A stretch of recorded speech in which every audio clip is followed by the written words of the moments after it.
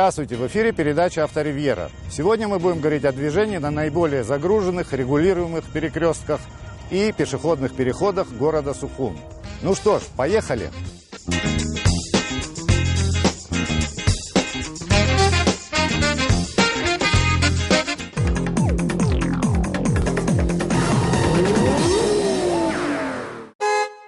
Мы заострим внимание на организации движения и то, насколько действия ее участников соответствуют нормам правил. Увеличение автопарка и повышение интенсивности движения приводят к ухудшению условий на дорогах, заторам и росту аварийности. Для оптимизации схемы дорожного движения требуется проводить анализ существующей схемы, различные расчеты и исследования. Это работа госавтоинспекции и дорожной службы. Мы лишь проведем обзор некоторых участков. Некорректная организация движения порой провоцирует водителей на нарушение правил дорожного движения. Одна из задач нашего автотренинга – разъяснение правил на конкретных примерах. Ведь не редкость, когда у водителей даже с большим стажем существуют укоренившиеся заблуждения в трактовании отдельных пунктов.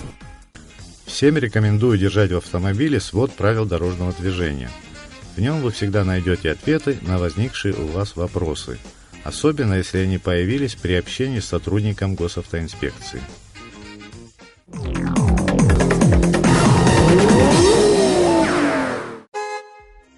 Начнем с общих для населенных пунктов положений. Это в первую очередь скорость. Она не должна превышать 60 км в час, в некоторых странах и 50. Движение в жилой зоне не более 20 км в час. На отдельных участках дорожные знаки могут предписывать и иные ограничения. Лишь при невысокой скорости в населенном пункте, где, как правило, интенсивное движение автотранспорта и пешеходов, водитель может должным образом отреагировать на различные дорожные ситуации, а также пропускать пешеходов на переходе.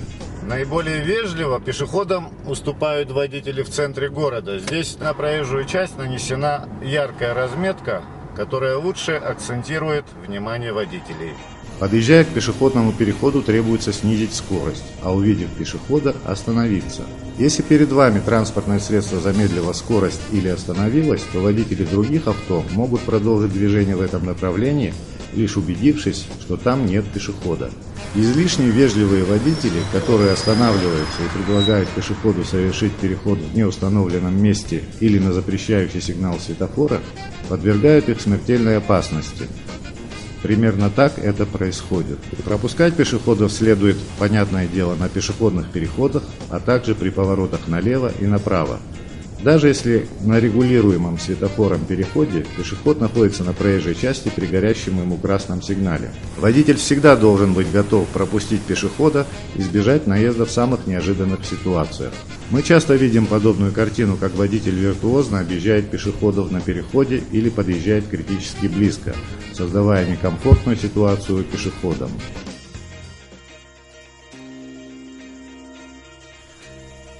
Шарик знает, что зебра или зеленый сигнал светофора не гарантируют ему жизнь, и смотреть по сторонам он обязан всегда. Выбранный нами маршрут является сквозным через весь город. Многие его выбирают, так как он короче и дорога лучше. Потому и движение здесь всегда интенсивное.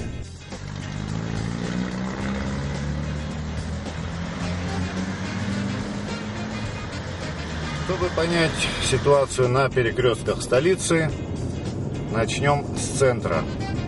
Вот у нас перекресток пересечения улиц Ардзинба и Леона. Обратим ваше внимание на то, что у всех светофоров, у которых имеется дополнительная секция, на основную секцию зеленого сигнала должна быть нанесена черная контурная стрелка, которая, согласно правилам, информирует о наличии дополнительной секции и указывает иные разрешенные направления. При плохой видимости и в ночное время можно не увидеть дополнительную секцию светофора, когда она не горит. Да и кто будет ее искать, если основной зеленый сигнал светофора формально разрешает движение во всех направлениях, не запрещенных дорожной разметкой и знаками. Но, увы, согласно другому пункту правил, выключенная стрелка дополнительной секции означает запрещение движения в направлениях, регулируемых этой секцией. И еще стрелка влево крепится слева от основного зеленого сигнала, а вправо, соответственно, с другой стороны. У нас это не всегда так. Светофоры, которые не вполне соответствуют правилам дорожного движения, дезориентируют водителей и создают аварийные ситуации. подобными светофорами сталкивается и в России, но, как правило, после жалоб водителей, которым выписывают штрафы за проезд на запрещающий сигнал, дорожники меняют эти светофоры. Возможно, у наших дорожников отсутствуют секции со стрелками, но их можно нанести и черной краской. Многие из нас на своих авто выезжают в Россию и, наверное, обратили внимание на дополнительные секции светофоров, на которых горит еще и яркая окантовка. Это соответствует внесенной поправке в ПДД России. Теперь эту ячейку невозможно не заметить. Результат вышеперечисленных несоответствий мы наблюдаем на этом перекрестке. Здесь поворачивают налево, не дожидаясь стрелки, на основной зеленый сигнал. А сама стрелка горит всего 5 секунд. За это время могут повернуть не более 2 авто. Те, кто поворачивает по основному сигналу, фактически становятся нарушителями. В это же время горит зеленый и пешеходам. Увы, далеко не все пропускают пешеходов. В итоге пешеходы переходят с риском, и автомобилям проезжать сложно. Все усложняют еще и припаркованные автомобили. В часы, когда к школе привозят учащихся или увозят, здесь движение затрудняется. А водители общественного транспорта часто останавливаются прямо на пешеходном переходе, что недопустимо, но таковы тут реалии. А здесь мы наблюдаем, как водитель, остановившись посередине дороги, высаживает пассажира. Когда по каким-то причинам здесь в часы пик не работают светофоры, то без регулировщика эти потоки никак не разъедутся, так как по главной дороге движется нескончаемый поток автомобилей. Попытки выехать со второстепенной приводят к заторам и пробке. Возвращаясь к пешеходам, отметим, что переход здесь далеко не безопасен. Вот такой вырисовывается клубок проблем на этом перекрестке. Может, наша автоинспекция обратит внимание на внедряющиеся уже и в России диагональные пешеходные переходы. Принципиальное отличие их заключается в том, что пешеходы по всему перекрестку могут проходить во всех направлениях, прямо, а также по диагонали. В это время автотранспорту на всех направлениях горит красный сигнал светофора, поэтому пешеходы в полной безопасности. Им не требуется ожидать 2 зеленых сигналов, чтобы перейти через 2 улицы. Соответственно, время перехода сокращается. В свою очередь, автомобили затем едут беспрепятственно в своих направлениях. Им не требуется уступать пешеходам, которым в это время со всех сторон горит красный сигнал, в результате чего за единицу времени проедет гораздо больше автотранспорта. Может пока на одном из перекрестков исследовать, как будет работать диагональная схема пешеходного перехода. Некая попытка уже была на этом переходе, но похоже, что алгоритм работы светофоров был не оптимально настроен. Едем дальше. Этот нерегулируемый перекресток – отдельная тема. Сегодня мы говорим о регулируемых перекрестках, где установлены светофоры. По этому перекрестку, как говорится, давно плачет светофор. Здесь очень ограниченная видимость, поэтому включать поворотники актуально. Вопреки утверждениям многих водителей, и при повороте по главной дороге правила обязывают их включать. Это поможет быстрее сориентировать стоящих в ожидании выезда водителей. Проезжаем дальше. Непростая ситуация на перекрестке улицы Джонова и Дзидзария у Сои. Бывшая улица Чочула, теперь Дзидзария. Если ехать со стороны вокзала, для поворота направо на улицу Джонова всегда горит зеленая стрелка. Правда, издали эту дополнительную секцию не видно, ее загораживают ветки. Теперь здесь установлен знак движения по полосам, который предписывает выбрать рядность соответственно заданным стрелками направлениям. Водителям легче перестраиваться, когда еще один знак-дублер установлен значительно раньше, и на дорожном полотне нанесена разметка в виде стрелок. Не лишним будет напомнить водителям, что горящая стрелка с красным сигналом светофора разрешает вам проезжать, но при этом вы должны уступать движущимся с иных направлений. Поворачивающим с улицы Джонова тоже следует пропускать встречных. Они едут прямо на зеленый. Существующий здесь пригорок усложняет задачу.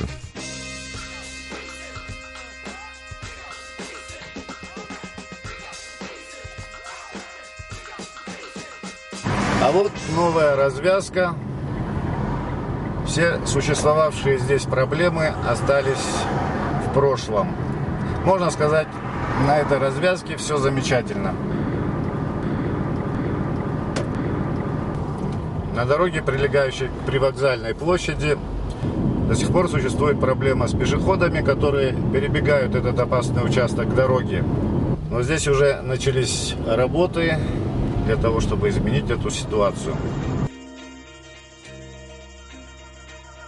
Здесь единственным местом для пешеходного перехода является подземный переход. В очередной раз здесь установили освещение, но по-прежнему мало кто им пользуется. По новому проекту для улучшения на этом участке дорожно-транспортной обстановки, а здесь происходило немало происшествий со смертельным исходом, планируется перенести остановку общественного транспорта ближе к подземному переходу. Вдоль привокзальной площади с одной стороны уже установлено ограждение, а после переноса остановки ограждение установят и на противоположной стороне. Все это делается для того, чтобы пешеходы не переходили здесь дорогу. Дальше мы движемся к последнему пункту нашего маршрута. По пути проезжаем светофор, регулирующий пешеходный переход. Он установлен лишь с одной стороны. Когда его перекрывает транспортное средство с большими габаритами, движущиеся в этом направлении, особенно гости столицы, могут и не подозревать, что здесь установлен светофор. Это представляет угрозу для пешеходов. Приближаемся к перекрестку, где у нас поворот на Старый поселок. Чуть проехав, мы видим знак «Конец полосы». Чтобы двигаться в прямом направлении, надо перестроиться вправо. Эта заштрихованная разметка тоже запрещает въезд на нее. Она сильно подтерлась, и мало кто на это обращает внимание. А сделано это, чтобы выезжающий со стороны Старого поселка крупногабаритный транспорт мог повернуть, ведь им требуется больше радиус поворота. Но непосредственно на перекрестке, где совершается поворот, разметки нет. Как-то это все не стыкуется и кажется бессмысленным. Потому и на практике здесь все, как обычно, выбирают себе ряд, соответствующий своему направлению. А вот перекресток, где у нас поворот на Старый поселок. И здесь на основном сигнале светофора не нанесены стрелки. Еще раз обращаем ваше внимание на то, что горящая справа дополнительная секция в сочетании с красным сигналом разрешает движение по правому ряду прямо, но по правилам вы обязаны уступать движущимся с иных направлений. В это время со Старого поселка поворачивают на основной зеленый сигнал и движутся по левому ряду, поэтому стоит тут проезжать повнимательнее. Разметка между рядами подтерта, тем не менее соблюдать рядность здесь просто необходимо. А в дождь еще приходится объезжать лужи по правой стороне. Когда наряду со стрелкой загорается и основной зеленый сигнал, вы едете прямо без всяких помех. Нам, водителям, комфортно, когда и дорожную разметку видно, работают светофоры, установлены соответствующие знаки и указатели.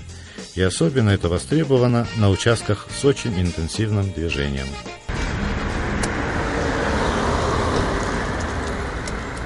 Наша передача подошла к концу. Творческая группа «Авторивьеры» желает всем счастливого пути. До новых встреч!